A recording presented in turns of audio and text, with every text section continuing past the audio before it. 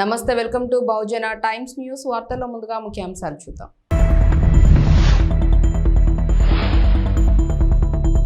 కేసీఆర్ పని అయిపోయింది, కారు షెడ్డుకే రేవంత్.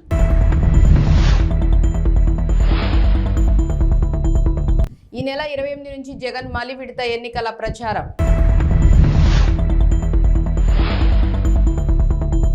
ఈ నెల 29న తెలంగాణలో జేపీ నడ్డా పర్యటన.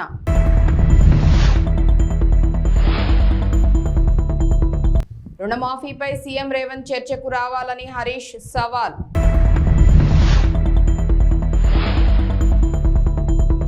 టీటీడీకి చెందిన 2000 నోట్ల మార్పిడికి ఆర్బీఐ అంగీకారం.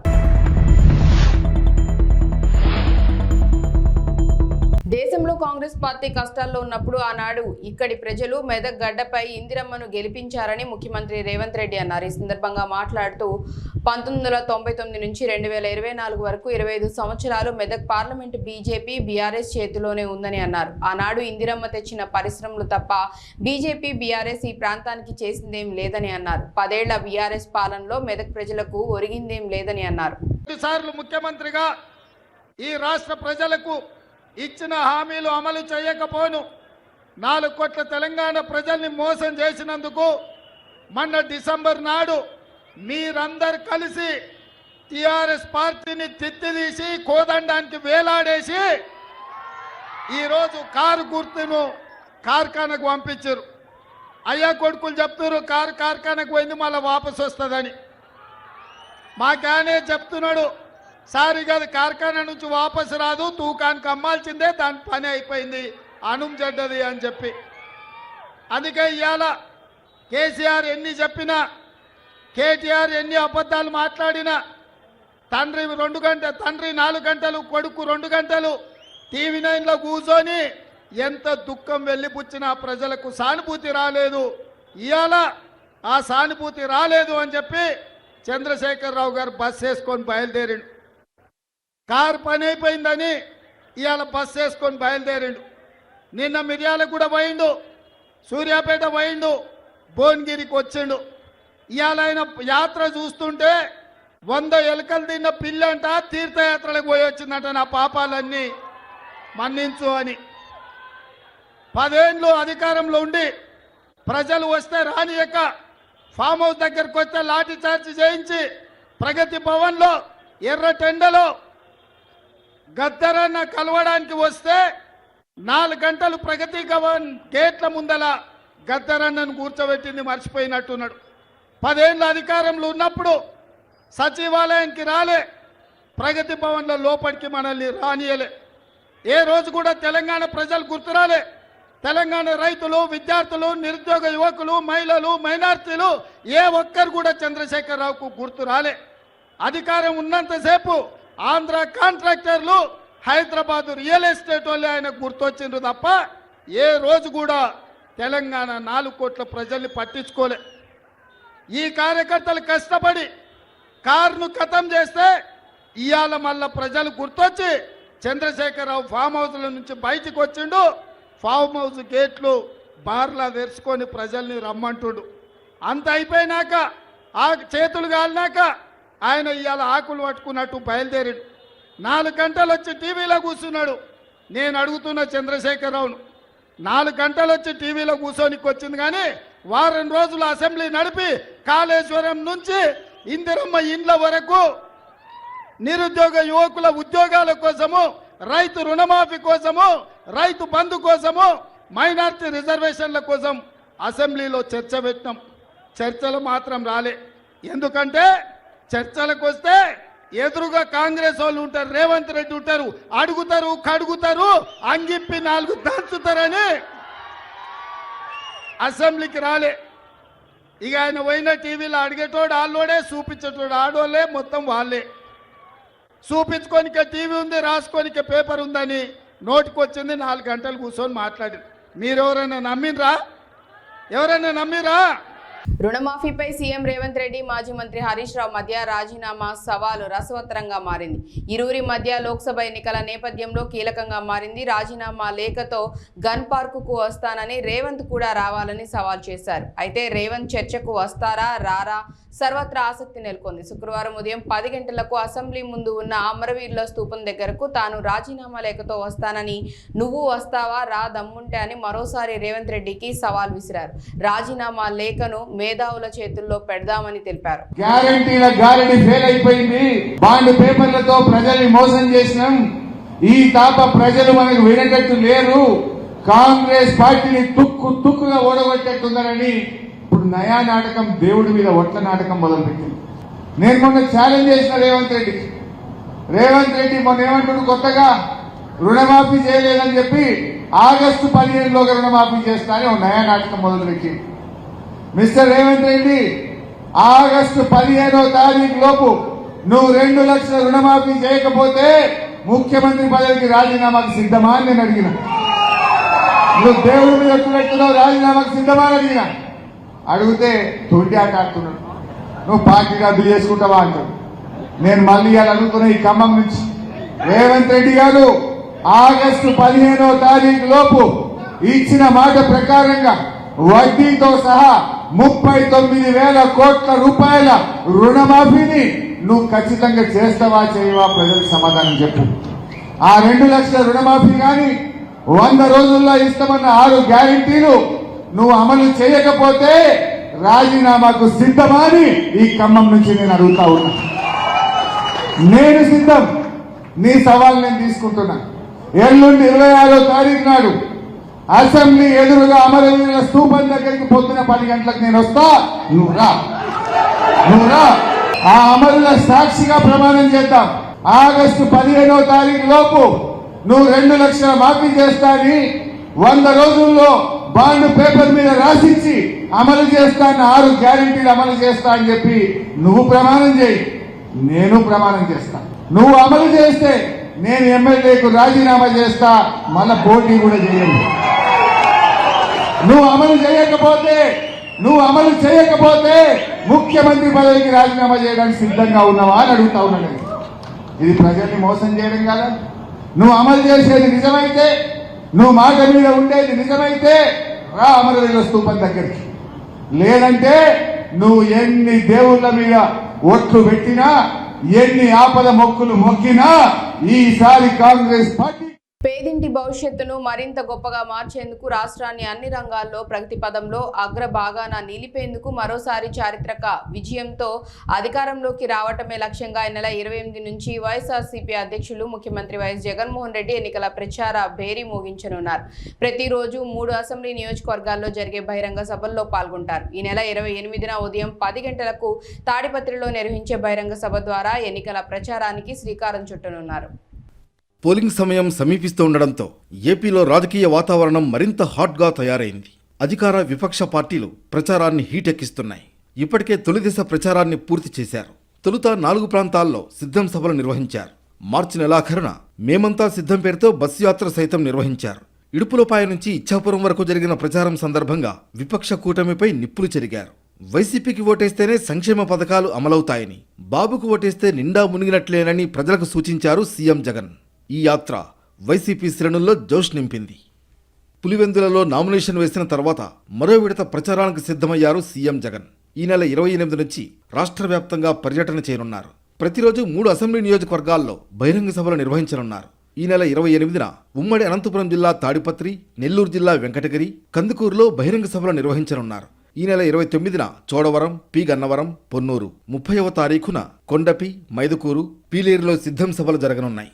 మే 1వ తారీఖున బొబ్బిలి, పాయకరావుపేట, ఏలూరులో బహిరంగ సభలు నిర్వహించనున్నారు. ఈ మేరకు పార్టీ క్యాడర్ రూట్ మ్యాప్ తయారు చేయడం జరిగింది. రాష్ట్రంలో పార్లమెంట్ ఎన్నికల్లో డబుల్ డిజిట్ సీట్లే లక్ష్యంగా పెట్టుకున్న బీజేపీ ప్రచారాన్ని స్పీడ్ చేసింది. ఇందులో భాగంగా ఈ నెల 29న రాష్ట్రానికి జేపీ నడ్డా రానుండగా 30న మోదీ పర్యటన ఖరారైంది. రాష్ట్రంలో ఎన్నికల షెడ్యూల్ రిలీజ్ అయ్యాక తొలిసారిగా మోదీ రాష్ట్రానికి రానున్నారు. ఈ నెల 30న జహీరాబాద్ ఎంపీ అభ్యర్థి బీబీ పాటిల్, మెదక్ పార్లమెంట్ అభ్యర్థి రఘునందన్ రావుకు మద్దతుగా ప్రచారం నిర్వహించనున్నారు. త్వరలో ఆందోళ్ అసెంబ్లీ నియోజకవర్గంలోని సుల్తాన్పూర్ బహదర్పూర్లో మధ్యాహ్నం 3 గంటలకు నిర్వహించనున్న బీజేపీ విశాల జనసభలో మోదీ పాల్గొంటారని ఆ పార్టీ నేతలు ప్రకటించారు. అదే రోజు సాయంత్రం శేరిలింగంపల్లి నియోజకవర్గంలో ఐటీ ఎంప్లాయీస్ ఇంటలెక్చువల్స్తో సమావేశమయ్యే ఛాన్స్ ఉంది. అలాగే మే 3-4 తేదీల్లోనూ మోదీ రాష్ట్రానికి రానున్నారని పార్టీ వర్గాలు చెప్తున్నాయి. మే 3న వరంగల్ పార్లమెంట్ పరిధిలో ఒక సభ, భువనగిరి, నల్గొండ ఎంపీ సెగ్మెంట్లను కలుపుతూ మరో సభలో ఆయన పాల్గొంటారు. 4న మహబూబ్ నగర్ పార్లమెంట్ పరిధిలోని నారాయణపేటలో, చేవెళ్ల ఎంపీ నియోజకవర్గంలోని వికారాబాద్లో సభలో మోదీ ప్రసంగించనున్నారు. గురువారం కేంద్ర హోంశాఖ మంత్రి అమిత్ షా సిద్దిపేటలో జరిగే బహిరంగ సభలో పాల్గొనగా, కరీంనగర్లో ఎంపీ అభ్యర్థి బండి సంజయ్ నామినేషన్ కు గుజరాత్ సీఎం భూపేందర్ పటేల్, నిజామాబాద్ ఎంపీ అభ్యర్థి అరవింద్ నామినేషన్ కు ఉత్తరాఖండ్ సీఎం పుష్కర్ సింగ్ ధామీ పాల్గొనున్నారు.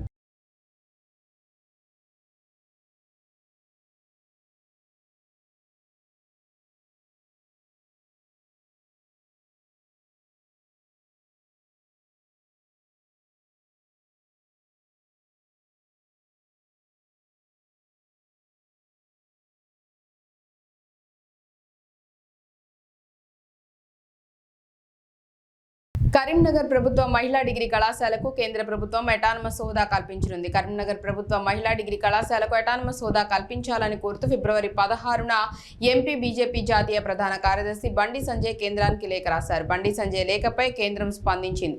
అటానమస్ హోదా కల్పిస్తున్నట్లు శాతవాహన యూనివర్సిటీ రిజిస్ట్రార్కు లేఖ అందించారు. అటానమస్ హోదా కల్పించినందుకు కేంద్ర మానవ వనరుల అభివృద్ధి శాఖకు బండి సంజయ్ కృతజ్ఞతలు తెలిపారు. ఇదే సైన్స్ కాలేజీలో కానీ ఆర్ట్స్ కాలేజీలో చదువుకున్న తర్వాత అనేక సమస్యల మీద అవగాహన ఉంటుంది. ప్రభుత్వ కళాశాలలో చదువుకునే విద్యార్థులందరూ కూడా సమస్యల మీద అవగాహన ఉంటుంది. నేను ప్రభుత్వ కళాశాలలో చదువుకునే వాటి నేను ఎంపీ అయ్యాను.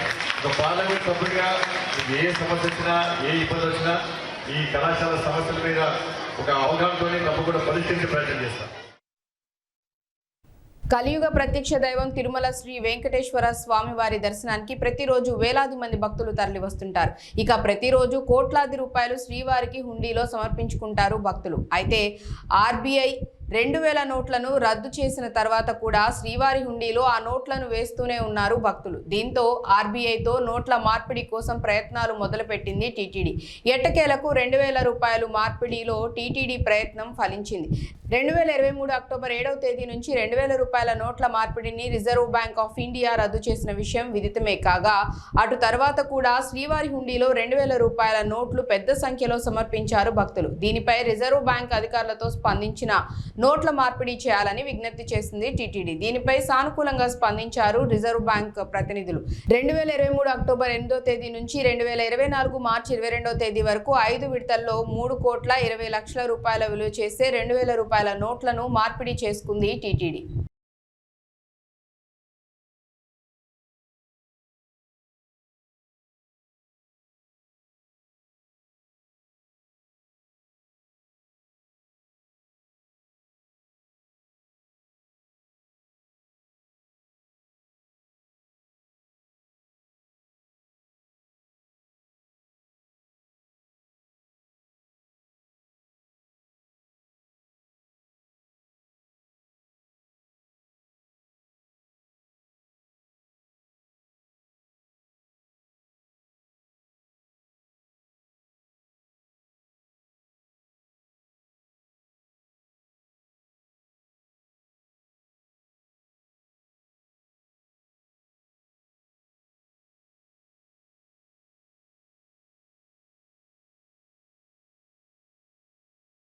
తెలుగు రాష్ట్రాల్లో ఎండలు మండిపోతున్నాయి. రికార్డు స్థాయిలో ఉష్ణోగ్రతలు నమోదవుతున్నాయి. పలు జిల్లాల్లో ఉష్ణోగ్రతలు 45 డిగ్రీలకు పైమాటే.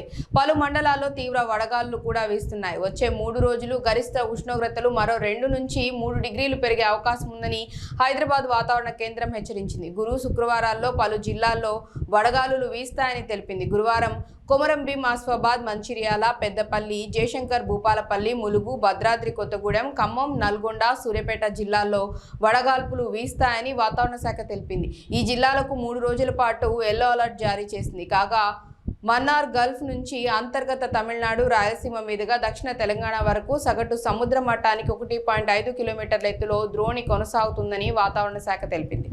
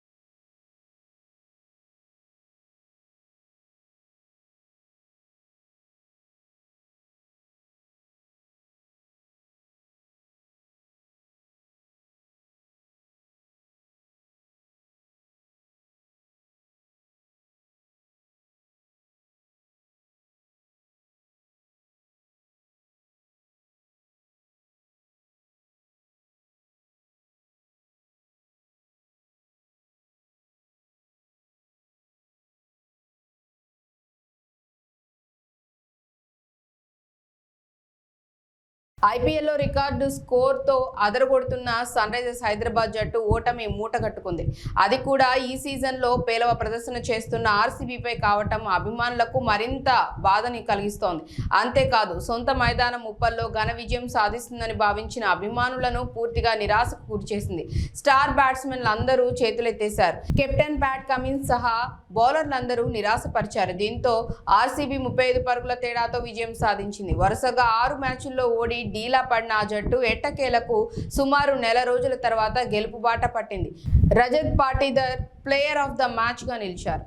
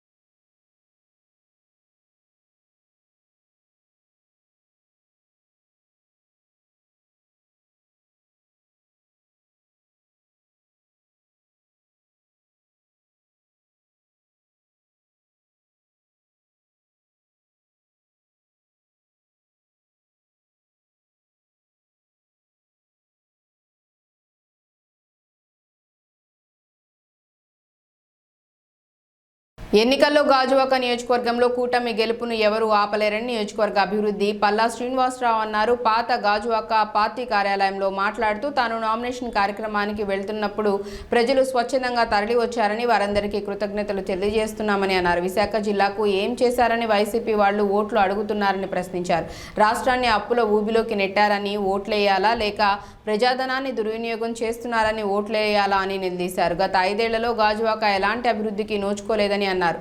తేదేపా హయాంలో అనేక అభివృద్ధి పనులు చేశామని గుర్తు చేశారు. ఎమ్మెల్యేగా తనను, ఎంపీగా భరత్ను గెలిపిస్తే ఉక్కును కాపాడుకోవటమే కాకుండా కాలుష్య నివారణ, మత్స్యకారులకు జట్టి నిర్మాణం, గాజువాకలో ఫ్లైఓవర్ నిర్మాణం, ఆర్ కార్డుల బదిలీ, ఏపీఐఐసి భూ నిర్వాసితుల సమస్య వంటివి పరిష్కరిస్తామని చెప్పారు. ఈ కార్యక్రమంలో పలువురు పాల్గొన్నారు.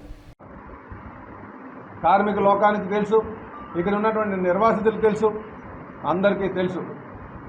ఏ ప్రైవేట్ ఇన్వెస్టర్ రావాలన్నా, ఏ ప్రైవేట్ వ్యక్తి అయినా స్టీల్ ప్లాంట్ కొనాలి అంటే అక్కడ దానికి స్టేట్ గవర్నమెంట్ ఒక సహాయ సహకారాలు కావాలి. అందుకే కేంద్ర ప్రభుత్వం అమ్మేస్తానంటే కొనడానికి రాష్ట్ర ప్రభుత్వం సహాయ సహకారాలు లేకుండా నిన్న జరిగినటువంటి నా నామినేషన్ ఏదైతే యాత్ర ఉందో దాన్ని దిగ్విజయంగా విజయవంతంగా ప్రజల సహకారంతో, అలాగే తెలుగుదేశం, జనసేన, బీజేపీ, అలాగే అభిమానుల సహకారంతో, మీ అందరి సహకారంతో మరి మేము నామినేషన్ వేయగలిగాం. ఆ నామినేషన్ను చూసిన తర్వాత ఆ నామినేషన్, ఆ పాదయాత్ర కావచ్చు, ఆ యాత్ర కావచ్చు, అది చూసిన తర్వాత నిజంగా నా భూతో నా భవిష్యత్ లాగా ఉంది. అంటే నేను ఎప్పుడు కూడా అంత జనాన్ని చూడలే. దాన్ని బట్టి నాకు అర్థమవుతుంది ఏంటంటే ప్రజలు మార్పు కోరుకుంటున్నారు. ఇటు విశాఖపట్నంలో ఒక గాజువాకలో కావచ్చు, విశాఖపట్నం పార్లమెంట్ కావచ్చు, అలాగే ఈ రాష్ట్రంలో కావచ్చు, రేపు ఖచ్చితంగా ఎన్డీఏ కూటమి, తెలుగుదేశం, జనసేన, బీజేపీ కూటమి అధికారంగా రాబోతుందని చెప్పేసి ఈ సందర్భంగా తెలియజేస్తాను. అందుకే మీ ద్వారా నేను గాజువాక పుర ప్రజలకు, తెలుగుదేశం, జనసేన, బీజేపీ నాయకులకు, అలాగే అభిమానులకు అందరికీ కూడా మీ ద్వారా నేను వారికి ధన్యవాదాలు తెలియజేసుకుంటున్నాను. నేను నా మీద భరోసాగా పెట్టి అంతమంది మరి స్వచ్ఛందంగా పాల్గొని సుమారు 3 గంటల పాటు ఆ మండు టెంట్లో మాతో పాటు అక్కడ నామినేషన్ ఫైలింగ్ కోసం వచ్చినందుకు వారందరికీ కూడా నేను పేరు పేరున ధన్యవాదాలు తెలియజేస్తున్నా. మరి సోదరులారా, ఈరోజు మళ్ళీ మీ ద్వారా నేను ప్రజానికాన్ని కోరుతున్నాను. గడిచిన 15 సంవత్సరాలుగా మేము ఎప్పటి నుంచో ఉన్నాం. చెప్పాలంటే మా నాన్నగారు 71, 72లో సర్పంచ్ అయ్యారు. అప్పటి నుంచి ఈ ప్రాంతంతో ఇక్కడ ఉన్నటువంటి ప్రజలతో మమేకమయ్యే ఉన్నాం. కుటుంబ పరంగా కార్మిక లోకంతో ఉంటాం. కానీ నేను ప్రత్యేకంగా 2009 నుంచి మరి నియోజకవర్గంలోనే ఉంటూ ఇక్కడ ఉన్నటువంటి సాధక బాధలు తెలుసుకొని మరి అప్పుడు నాకు 2014లో నాకు శాసనసభ్యుడిగా అవకాశం కల్పించారు. ఆ 5 సంవత్సరాలు 2014 నుంచి 2019 మధ్యన నేను అనేక సమస్యలు పరిష్కారం చేసేటువంటి పద్ధతి, నా యొక్క పద్ధతిని చూశారు. నేను అధికారం ఉన్నప్పుడు ఏ విధంగా సమస్యలు పరిష్కారం చేస్తానన్న దాని మీద పూర్తి అవగాహన ఇక్కడ ఉన్నటువంటి ప్రజలకు ఉంది. అలాగే అధికారం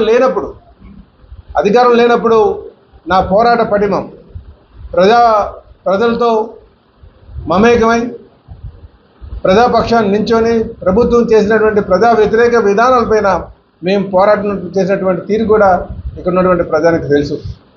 కనుక నేను గత 15 సంవత్సరాలుగా గాజువాక నియోజకవర్గంలోనే ఉండి అనేక సమస్యల పరిష్కారం పట్ల లేకపోతే పోరాటం చేసిన విషయంలో కావచ్చు, నాకు నా నైజం ఇక్కడ ఉన్నటువంటి ప్రజానికానికి తెలుసు. కనుక మళ్ళీ నాకు అవకాశం కల్పిస్తారనే నమ్మకం ఉందని చెప్పి ఈ సందర్భంగా నేను తెలియజేస్తున్నా.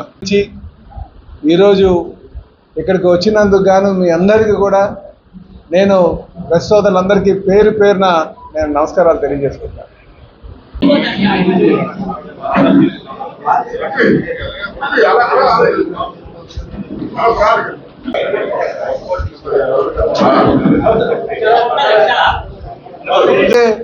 ప్రత్యక్షంగా ఉద్యోగస్తులు 35 వేల మంది ఉన్నారు. వారు కూడా చాలా ఆందోళన. అయితే ఈ ప్రభుత్వం వచ్చిన తర్వాత ఆ రెజల్యూషన్ పక్కన పెట్టేశారు. మీరు దాన్ని ముందుకు వెళ్ళలేదు. కనుక మేము అధికారం వచ్చిన తర్వాత ఏదైతే బ్రేక్ వాటర్ అంటే చాలా మంది జట్టి అని అంటుంటారు. వారి విజయానికి తోడ్పాటుకి వాళ్ళందరూ సిద్ధంగా ఉన్నారు. వాస్తవానికి నిన్న మీరు చూస్తుంటారు, మీరు కూడా ప్రత్యక్షంగా మా అభ్యర్థి పల్లా శ్రీనివాస్ గారు సహజంగా అందరికీ నమస్కారం పెడితే బిల్డింగుల మీద ఉన్నవాళ్ళు కానీ వాళ్ళే బయటకు వచ్చి ప్రతిస్పందనగా ఇలా చెప్తా ఉన్నారు విజయోత్సవం అని. అంటే స్పందన ఉంది, మా కూటమిని ఆహ్వానిస్తున్నారు. అందుకని కూటమిని ఆహ్వానిస్తున్నారు, గెలిపిద్దామని ఉన్నారు.